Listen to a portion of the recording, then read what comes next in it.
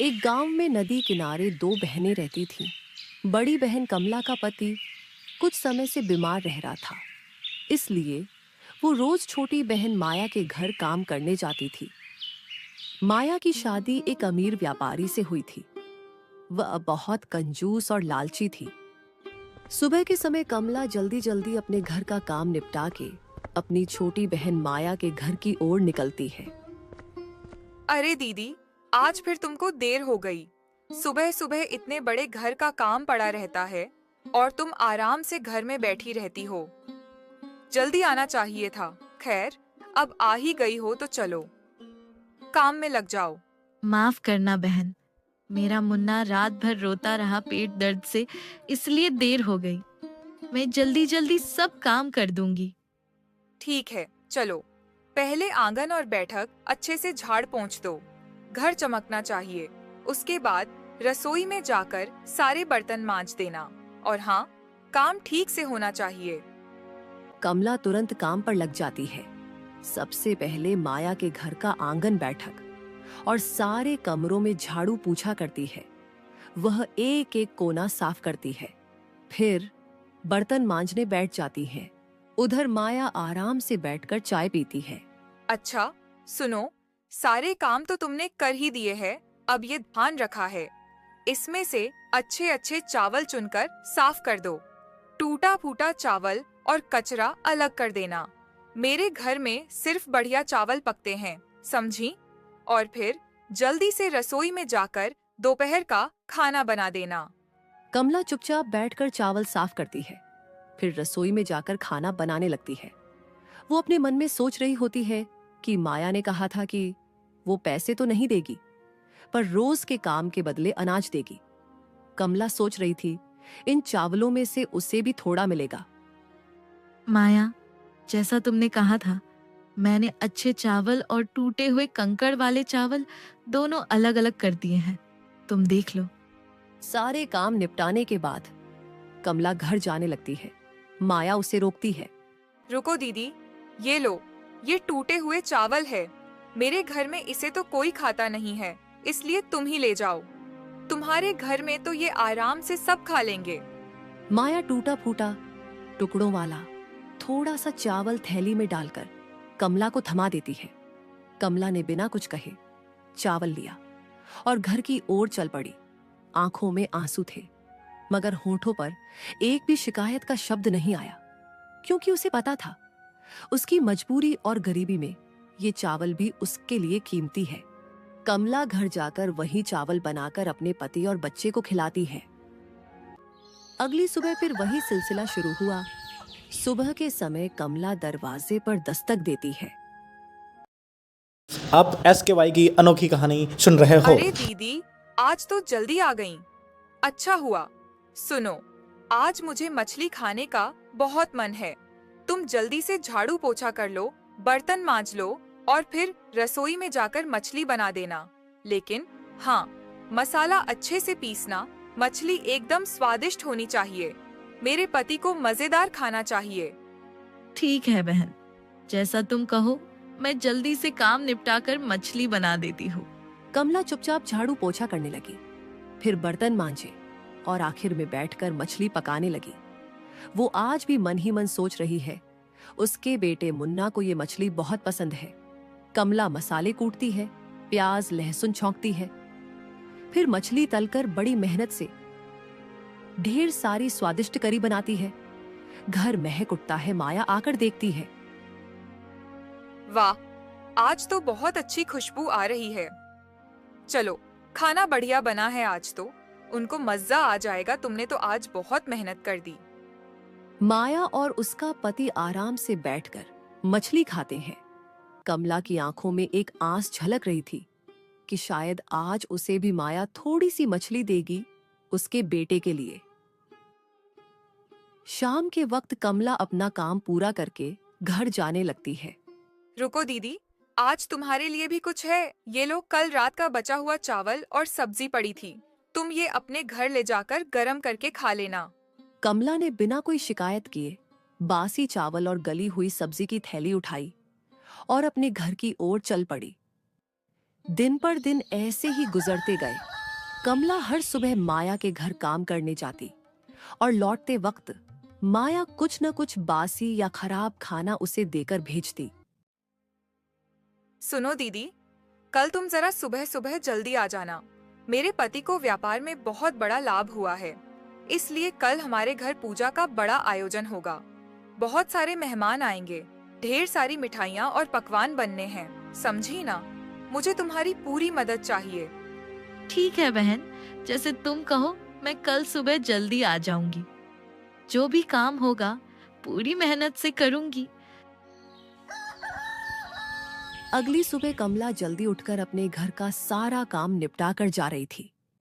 अचानक उसका बेटा घर के बाहर आ गया। माँ, आज तुम इतनी सुबह सुबह कहाँ जा रही हो? मौसी के घर तो तुम 8 बजे जाती हो, तो अभी कहाँ जा रही हो? और घर के सारे काम भी जल्दी खत्म कर दिए? क्या बात है माँ? बेटा, आज तेरी मौसी के घर बहुत बड़ा आयोजन हो रहा है। तेरे मौसा को व्यापार में बहुत लाभ हुआ है, इसलिए वहां पूजा रखी गई है। बहुत सारे मेहमान आएंगे और ढेर सारी मिठाइयाँ पकवान बनेंगे, इसीलिए मुझे आज जल्दी जाना पड़ रहा है। माँ, बहुत सारे लोग आ रहे हैं, तो मौसी ने मुझे भी तो बुलाया होगा ना? तुम मुझे लेकर क्यों नहीं जा रही हो? अरे बेटा, तेरे पिताजी की तबीयत ठीक नहीं है। अगर तू मेरे साथ चल जाएगा तो वो घर पर अकेले हो जाएंगे, इसलिए। ठीक है माँ, आज मौसी के घर मिठाइयाँ बन रही होंगी, वो हमारे लिए भी देगी ना? तुम लेकर आना माँ, मैं इंतजार करूँगा। तुम जल्दी आना। हाँ बेटा, बस तू अच्छे से रहना। मैं काम करके जल्दी लौट आऊंगी। और सुन बेटा, अपने पिताजी का ख्याल रखना। उनकी दवाइयाँ खिड़की के पास रखी हैं, उनको समय से दे देना। कमला अपने बेटे के सामने कैसे भी बहाना बनाकर चली गई। वो सोच रही थी कि उसकी बहन ने सारे गांव को निमंत्रण दिया, पर उसे एक भी बार नहीं बोला कि तुम अपने बेटे को भी साथ लेकर आना। माया के आंगन में चहल पहल थी। बड़ी बड़ी देगचियां चढ़ चुकी थीं। हलवाई बुलाए गए थे और तरह तरह के पकवानों की खुशबू पूरे घर में फैल रही थी। केसर बादाम वाली खीर, पूरी, कचौरी, पुलाव, मिठाइयां बन रही थी, मानो पूरा घर स्वाद की खुशबू से महक उठा हो। अरे, तुम आ गई तो अब जल्दी जल्दी काम निपटाओ। देख नहीं रही हो, हलवाई आ चुके हैं और पकवान बन रहे हैं। मुझे सारे बर्तन साफ चाहिए। वो कोने में जो पत्तल पड़ी हैं, उन्हें भी गिनकर रख दो। आज हमारे घर बहुत मेहमान आने वाले हैं, कोई कमी नहीं रहनी चाहिए। सबसे पहले तुम घर के बाहर झाड़ू लगाओ, फिर जहाँ पूजा होगी वहाँ झाड़ू पोछा करो, फिर पूरा घर साफ करना। ठीक है बहन, मैं सब कर दूंगी। तुम निश्चिंत रहो, तुम्हें आज शिकायत का कोई मौका नहीं मिलेगा। कमला जल्दी जल्दी सारे काम करने लगी। उसने एक एक कोना साफ किया। धीरे धीरे पूजा का समय भी आ पहुंचा। माया सजी धजी अपने पति के साथ पूजा के स्थान में आ बैठी।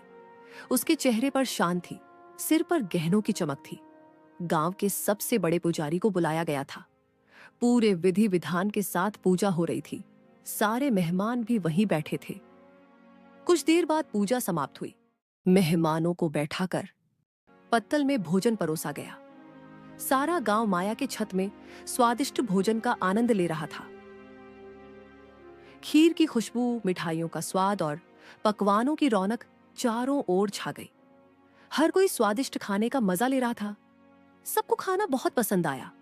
फिर धीरे धीरे मेहमान खाना खाकर अपने अपने घर चल गए। घर में अब शांति छा चुकी थी, लेकिन अभी भी बहुत सारे पकवान और मिठाइयां बच गई थी। अरे दीदी, आज तो भगवान की कृपा से बहुत बड़ा आयोजन हो गया। इतना सब पकवान बना, इतने मेहमान आए, पर देखो, ये देखो, कितनी सारी मिठाइयाँ और पकवान अभी भी बच गए हैं। तुम ऐसा करो, इन सबको उठाकर रसोई में अच्छे से रख दो, और जो मिठाई के बर्तन में नीचे मिठाई के चूरे और शक्कर की परत है, उसको निकाल कर अलग कर देना।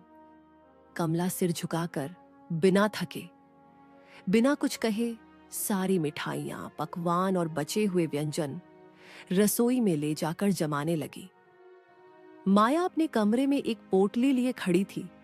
उसने कमला को अपने कमरे में बुलाया। लो दीदी, ये तुम्हारे लिए है बड़े बड़े बर्तनों में मिठाई के जो टूटे फूटे टुकड़े बचे थे और जो चीनी के चिपके हुए टुकड़े किनारों पर लगे हैं थे, ये सब तू ले जा, तेरे घर बेटे को खिला देना, क्योंकि मेरे घर तो ये सब कोई खाता नहीं है। कमला चुपचाप मिठाई के टुकड़े लेकर अपने घर की ओर निकल गई। उसने एक शब्द भी नहीं कहा। आज वो जान गई थी कि उसकी बहन के अंदर इंसानियत नाम की चीज ही नहीं है। रोते रोते ठोकरें खाती कमला जब जंगल के रास्ते से गुजर रही थी, तभी उसकी नजर उस पुराने मंदिर पर पड़ी। गांव की मान्यता थी, उस मंदिर की रक्षा स्वयं नाग देवता करते हैं और कहते हैं जिसने भी नाग देवता से सच्चे मन से कुछ मांगा, उसे कभी खाली हाथ नहीं लौटना पड़ा। हे नाग देवता, आज मैं आपके चरणों में आखिरी बार आई हूँ। अब मुझसे ये गरीबी, ये बेबसी नहीं सही जाती। हर रोज अपमान झेलते झेलते मेरा दिल पत्थर हो गया है। अगर आपको सच में दया आती है तो मुझे यहीं डस लीजिए, ताकि मेरा जीवन यहीं खत्म हो जाए। मेरा बच्चा अब और मेरी आंखों के आंसू न देखे। आज भी वो मासूम मेरा इंतजार कर रहा होगा कि माँ मिठाई लेकर आएगी, लेकिन मैं तो बस ये शक्कर का चूरा और टूटी फूटी मिठाइयाँ लेकर घर लौट रही हूँ। क्या जवाब दूंगी उसे? कह दूंगी कि तेरी माँ दूसरों की थालियां साफ करती है और रोज बदले में बस ये टुकड़े पाती है। नाग देवता, बस अब मुझे यहीं अपने विष से मुक्ति दे दीजिए। कमला का हर शब्द नाग देवता के कानों तक पहुंचा। नाग देवता ने सब कुछ सुना, लेकिन उसे डसा नहीं। उनकी आंखों में भी मानो करुणा उतर आई थी। कमला रोते रोते वहां से जा ही रही थी, तभी अचानक नाग देवता के चारों ओर एक तेज रोशनी फैलने लगी, मानो उन्होंने कमला को आशीर्वाद दिया हो। कमला जैसे ही अपने घर के बाहर पहुंचती है, उसका बेटा दरवाजे पर बैठा उसका इंतजार कर रहा था। उसकी आंखों में चमक और चेहरे पर मासूम उम्मीद थी। माँ, तुम आ गई।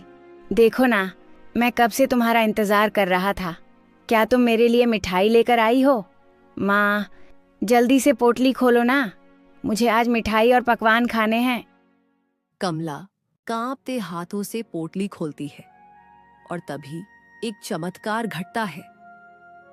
उस पोटली में ढेर सारी रंग बिरंगी मिठाइयां, लड्डू, जलेबी, पेड़ा, कचौड़ी और स्वादिष्ट पकवान नजर आते हैं। उसका बेटा खुशी से उछल पड़ता है और मिठाइयां खाने लगता है। हे भगवान, ये कैसे संभव हुआ?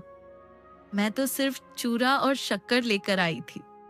ये मिठाइयां, ये पकवान, ये सब कहां से आ गए? सचमुच वो क्षण किसी चमत्कार से कम न था। कमला ये समझ ही नहीं पा रही थी कि ये कैसे हुआ। कमला धीरे धीरे घर के अंदर जाती है और वहां का दृश्य देखकर उसकी आंखें फटी की फटी रह जाती हैं। उसका घर सोने चांदी से भरा हुआ था। इतना ही नहीं, उसका बीमार पति जो महीनों से बिस्तर पर पड़ा था, अचानक खड़ा हो जाता है। उसके चेहरे पर तेज और शरीर में नई ऊर्जा थी। हे भगवान, ये कैसा प्रकाश है? ये सारा घर सोने चांदी और हीरे जवाहरात से कैसे भर गया? और आप ठीक हो गए, आप अपने पैरों पर खड़े हैं। ये कैसा चमत्कार है? अरे कमला, ये क्या हो गया? मैं तो बिस्तर से उठ भी नहीं पाता था और आज मुझे बिल्कुल अच्छा लग रहा है। और इतना सोना हमारे घर में कहां से आ गया? उसका बेटा भी मासूमियत से कमला से सवाल पर सवाल पूछता है। फिर कमला अपने बेटे और पति को सारी बातें बताती है। ये सब नाग देवता की कृपा है। मैं तो माया के घर से सिर्फ शक्कर और चूरा लेकर निकली थी। रास्ते में मंदिर में रुक गई और नाग देवता से अपनी सारी पीड़ा कह दी। मैंने प्रार्थना की थी कि मुझे जीवन का बोझ अब और न उठाना पड़े, इसलिए आप मुझे यही 10 लो। पर नाग देवता ने मुझे मारा नहीं। उन्होंने मेरी पुकार सुन ली और देखो, उनकी कृपा से आज हमारा जीवन ही बदल गया। उस दिन से सब कुछ बदल गया। गरीब और लाचार परिवार, जिसने केवल आंसू और भूख जानी थी, आज उनका जीवन खुशियों से भर गया था। अगले ही दिन कमला और उसका परिवार गांव में बने नए सुंदर और आलीशान घर को खरीदकर उसमें रहने चले गए। 3 दिन बीत चुके थे। कमला अब अपने नए सुंदर और विशाल घर में सुख और चैन से रह रही थी। उसके चेहरे पर अब चिंता नहीं बल्कि संतोष और खुशियों की चमक थी। उसके पति की तबीयत अब ठीक हो गई थी, इसलिए वह फिर से अपनी खेती बाड़ी को संभालने लगा। उधर माया अपने घर में बैठी सोच में डूबी हुई थी कि आखिर कमला काम पर क्यों नहीं आ रही है। अरे 3 दिन हो गए पर कमला अभी तक काम पर क्यों नहीं आई? न सफाई करने, न बर्तन धोने, न ही रसोई में हाथ बटाने। कहीं बीमार तो नहीं पड़ गई या फिर कुछ और बात है? इतना सोचकर माया ने अपने नौकर को आवाज दी। अरे सुनो, तुम अभी इसी वक्त जाकर देखो कि मेरी बड़ी बहन कहाँ है। वो काम पर नहीं आ रही। जाकर पता लगाओ कि वह क्या कर रही है। माया का नौकर जी हुजूरी करता हुआ फौरन कमला के घर की ओर चल पड़ा।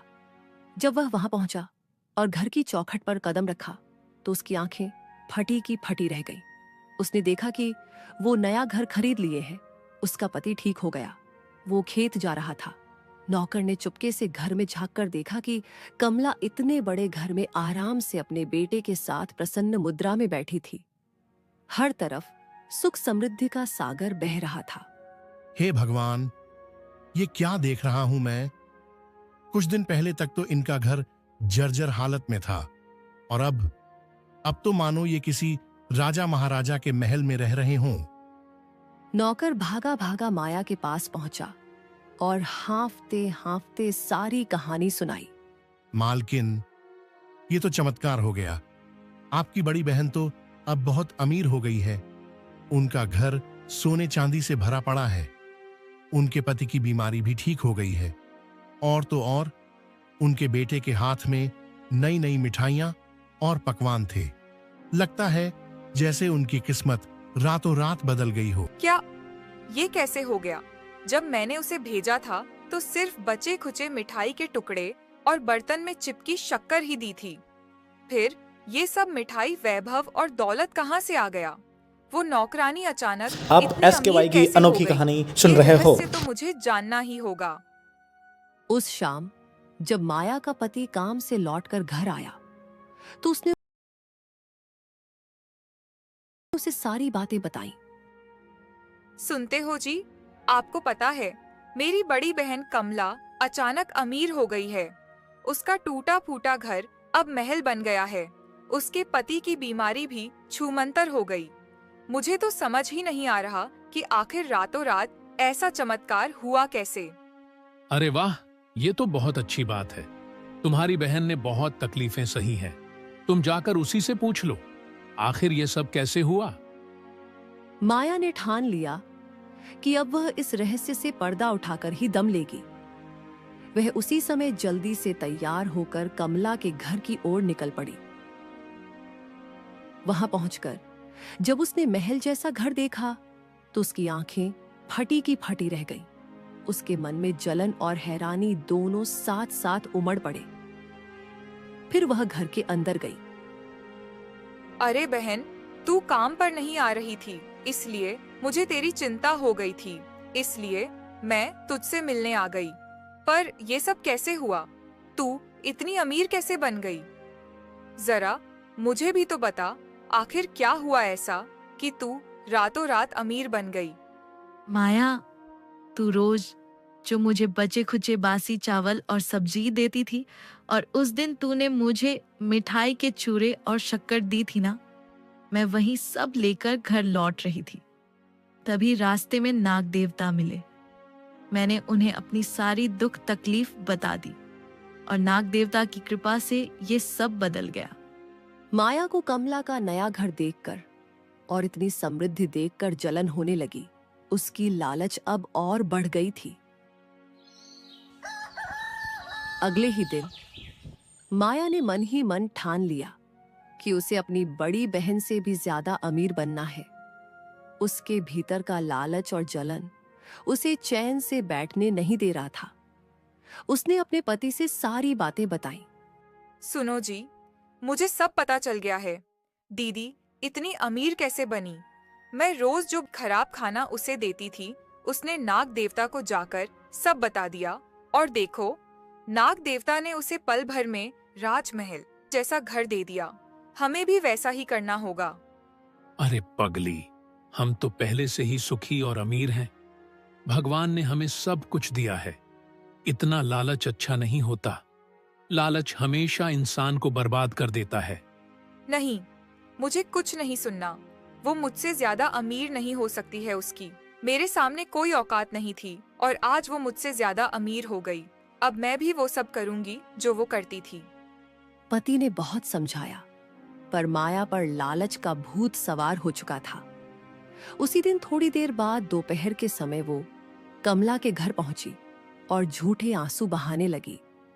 दीदी, मुझे माफ कर दे। मैंने तेरे साथ बुरा किया, इसलिए आज मेरे पति के कारोबार में थोड़ी मुसीबत आ गई है।